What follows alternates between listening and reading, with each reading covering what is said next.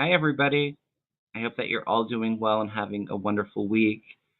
Wanted to jump on and give an update on Finn and tell everybody what happened.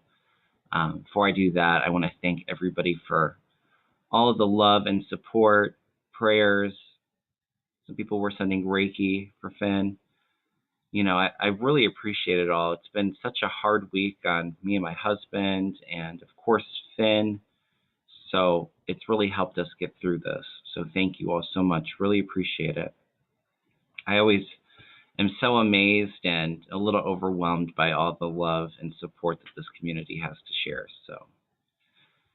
So Finn's doing really, really good. He's recovering a lot faster than what me and my husband expected, even our vet.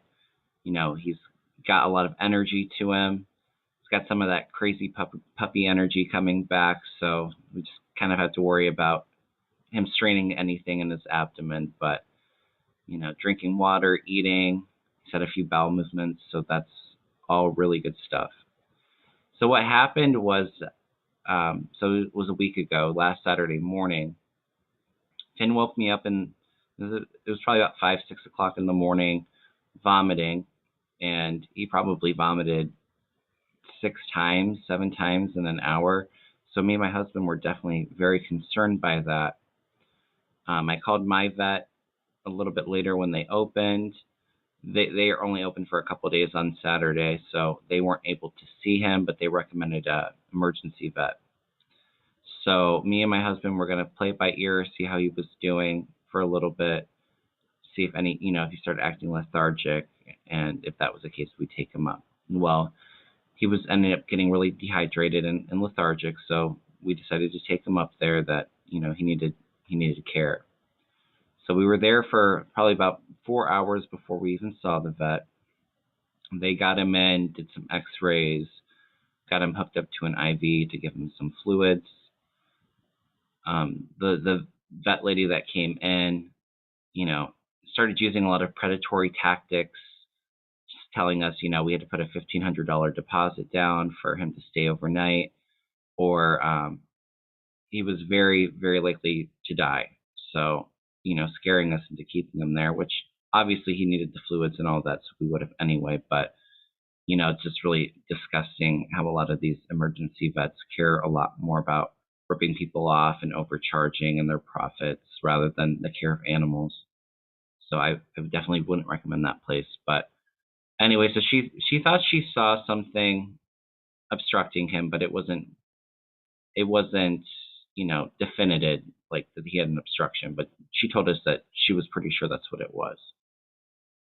So we are going to keep him there overnight, get him fluids, so hopefully he could pass it on his own. Well, the next morning we had a different vet. He said something completely different, so that there was no proof of an obstruction at all, that his bowels looked inflamed, but we could do a couple different options. We could take him, we could keep him there and keep him on fluids and continue to do x-rays and see if it would pass on its own, or they could do a $6,000 exploratory surgery, but they weren't sure that it was even an obstruction to begin with, so it might be for nothing. Didn't give us any other options. Our vet told us that there could have been different scans. He could have done blood work. There's multiple things that they could have done. Didn't recommend any of that. I asked him what he recommended. He said that if it was him, he would keep him there for another day and see if he passed it on his own.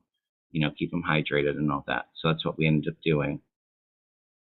Well, then Monday morning comes around, they called, and they said he had an obstruction, that they could see it clearly in the x-rays, and that he was really not doing well and starting to go downhill. And so they needed to do surgery. Part of me kind of wonders, too, if they just wanted to keep him there and, continue to rack up a big bill, and then we'd be forced to have them do an exploratory surgery. It would have, all in all been at least 10 grand, if not over. So, we decided we'd call our vet because they reopened on Monday. And I'm just so thankful, and I knew that this was really divinely guided, because about 2 months prior, I had scheduled my other two dogs to have dental cleanings, so they had dental surgery. So we were able to postpone that and get Finn in there. And our vet was outraged by everything that we told them. They were like, they could have done this scan, they could have done that. There was so much things that they could have done that they didn't do. And, him just staying there for a day and a half was almost double than what his actual surgery costed. So it is just insane to me. But, they got him in, they removed the obstruction. He had a squeaker toy lodged in his bowels, which me and my husband aren't really sure how he got that anyway, because our other dog had squeaker toys, but Finn would start to chew them, and once they started getting holes, we'd throw them out, and we didn't even have any more of those kind of toys laying around. So he must have got a big enough hole, and one of the squeakers came out, must have went under the bed or under the couch, and he found it and ate it. That's the only thing that we can really think of, but I'm just so thankful he didn't have any necrotic tissue in his bowels, or none of the bowels started to die. It's very, very inflamed, but they didn't have to resect any of that. They just they found it, cut it, put an incision in the bowel and removed it. So, we were a little concerned after his surgery because he was, very tired, and he was on anesthesia and all of that. So he was definitely struggling for a few days, but he's doing so much better now, and we're just also thankful to you all for, like I said, all the love and prayers. I think it's really made a big difference. So anyway, like I said, I'm taking a break. I took a break this week from readings. I just needed to recharge and recoup a little bit, but I will be on next week for my Tuesday show. I think I have a couple collabs set up too, so be on next week. If anybody has it, donations are always appreciated.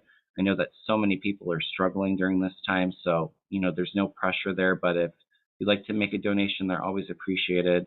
I have my PayPal and Cash App link in the description box of this video.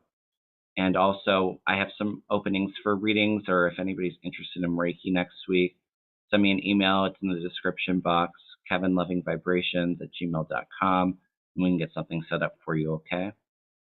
All right, everybody. Well, I hope that you all have a blessed day, and I'm sending you all so much love, and I will see you all next week. All right, bye, everybody.